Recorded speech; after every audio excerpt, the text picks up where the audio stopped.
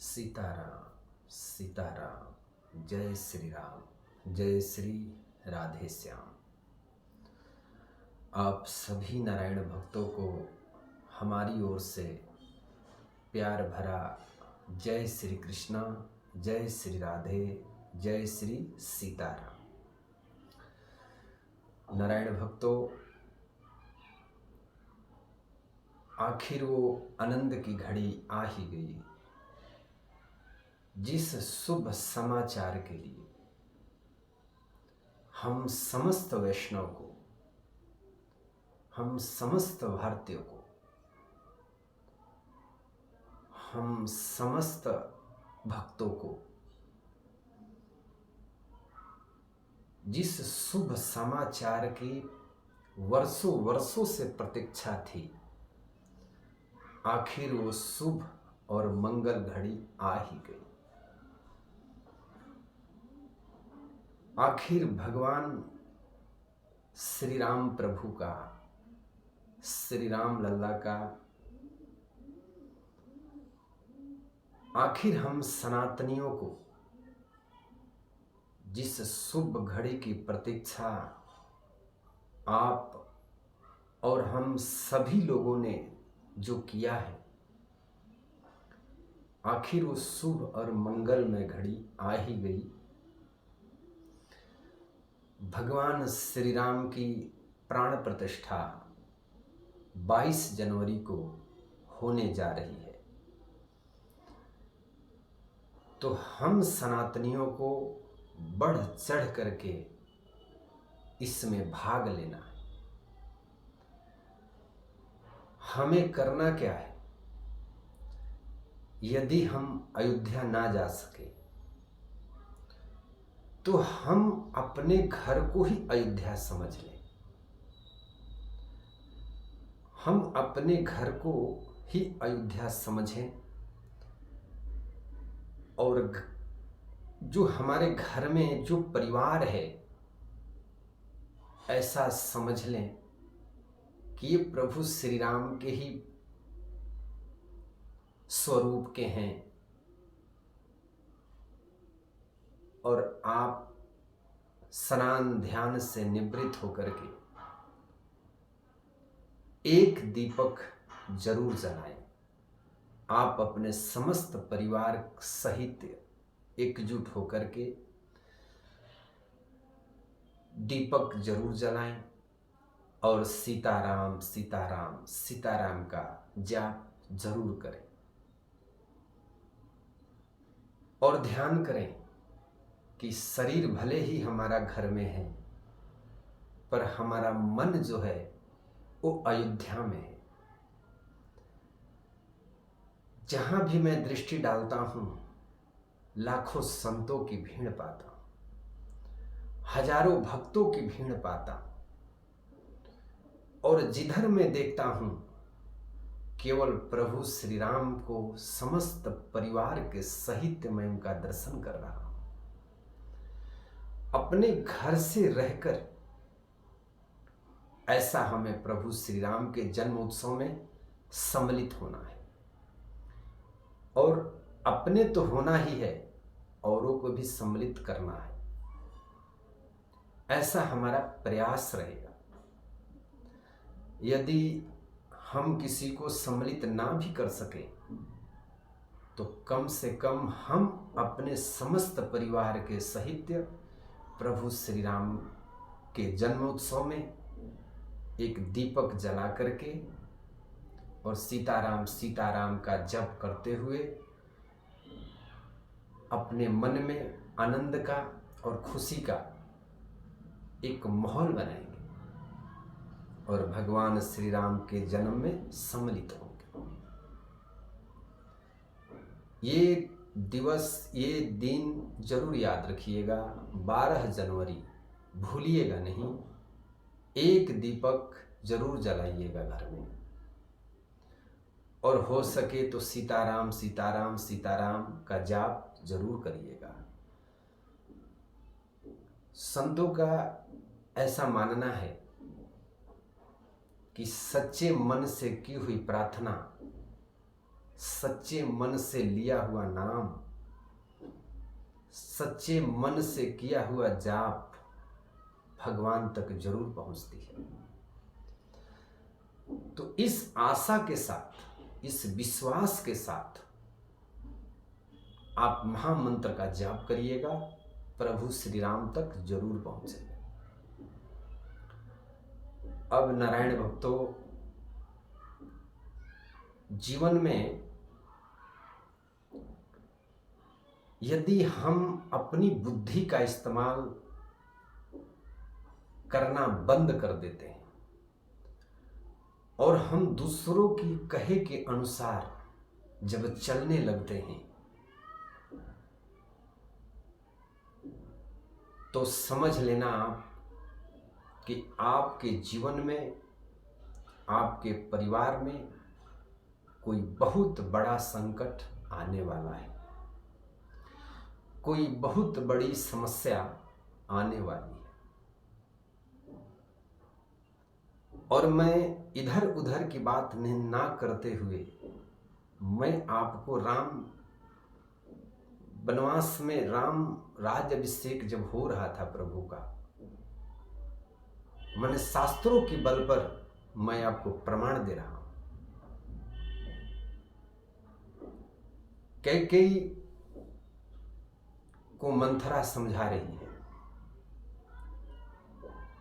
ताकि कैकेयी उसकी बातों को ज्यादा महत्व नहीं दे रही है, लेकिन कहते हैं ना कि मंथरा जैसी नारी जल्दी हार नहीं मानती है,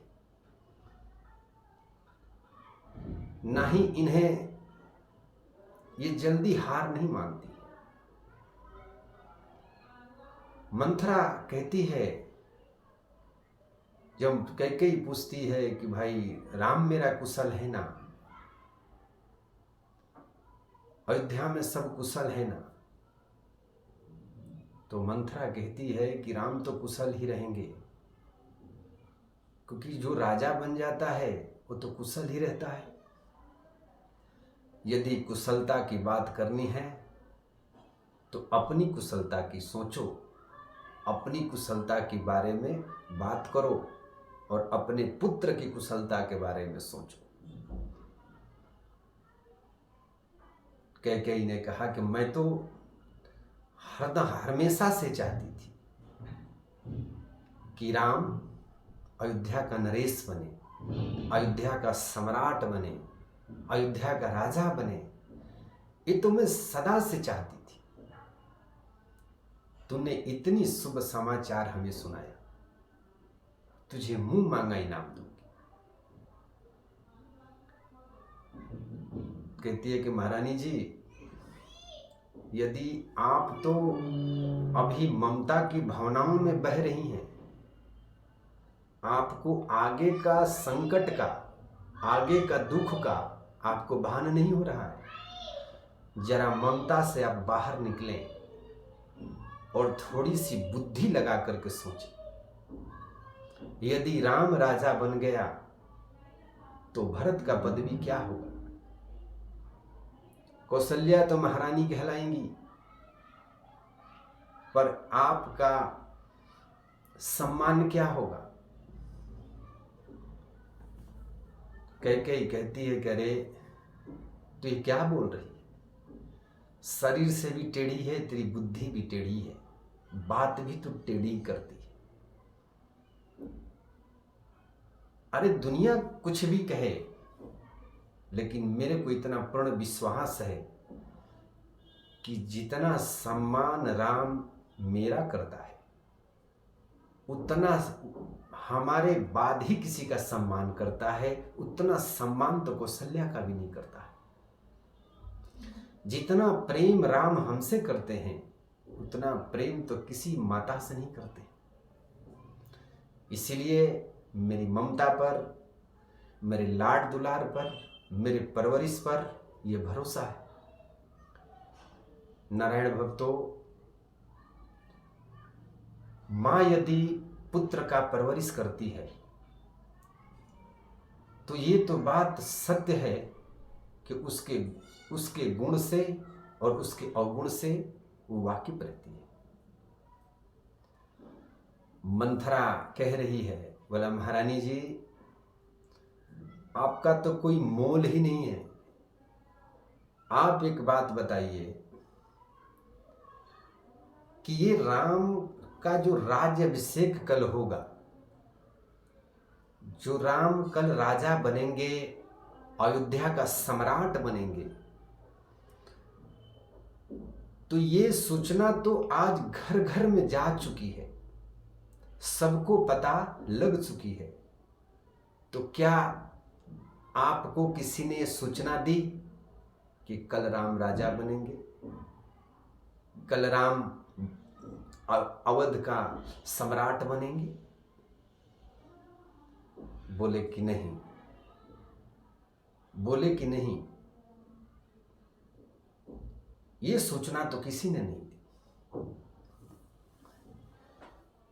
तो महारानी जी यही तो मैं आपको बताना चाह रही हूं कि जिस सूचना के बारे में अयोध्या का एक एक घर में यह सूचना जा चुकी है कि कल राम राजा बनेंगे, कल राम का राज अभिषेक होगा और आप महाराज दशरथ की प्रिय पत्नी हैं, आप ही इस समाचार से वंचित हैं। तो अभी से ये अवस्था है, तो राम राजा यदि बन जाएंगे तो क्या होगा? यही मैं आपको बताना चाह रही हूं।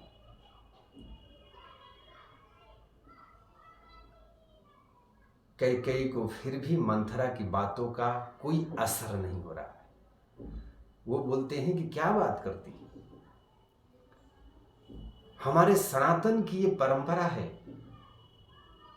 हमारे रघुकुल की ये परंपरा है कि बड़ा भाई युवराज बनता है, राजा बनता है और छोटा भाई उसकी सेवक बनकर की सेवा करता है। ये हमारी रघुकुल की परंपरा है, ये हमारे सनातन की परंपरा है।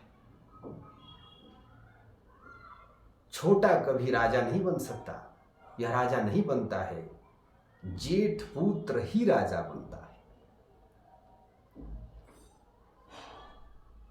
कैकेयी ने मन में यह संकल्प कर लिया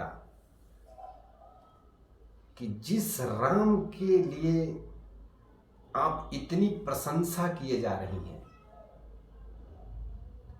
यदि मैंने राम के विरोध में यदि आपको ना खड़ा कर दिया तो मेरा नाम भी मंथरा नहीं, क्योंकि नारायण भक्तों, मंथरा जैसी नारी जल्दी हार नहीं मानती है। मंथरा कौन है? आपके अंदर में जो लालच भरा हुआ है, जो अभिमान भरा हुआ है, जो दूसरे की तरक्की को देखकर के जो जल जाए, वही मंथरा है। वो मंथरा कहीं गई थोड़ी है। कल एक मंथरा थी, लेकिन आज अगर आप दृष्टि डालें तो प्रत्येक घर में मंथरा आपको दिखाई देती है। आपकी तरक्की को देखकर के जो जले, वही तो मंथरा है। आपकी कामयाबी को देखकर के जो निंदा करे, वही तो मंथरा है। लाख समझाई लेकिन नहीं आया। जब कही जे नहीं महारानी जी, ये समाचार मेरे अलावा आपको किसी ने दिया? तो नहीं दिया। और महारानी जी तो अभी से अवस्था है, आगे चल कर के क्या होगा ये तो नारायण ही जाने। इधर उधर की बातों में कहने, नारायण भक्तों, हमें किसी दूसरे की बातों को सुन जरूर लेना चाहिए, पर कोई कदम उठाने से पहले, कोई निर्णय करने से पहले हमें अपनी बुद्धि का इस्तेमाल जरूर कर लेना चाहिए। हमें एक बार नहीं 100 बार जरूर सोच लेना चाहिए। यदि सोच करके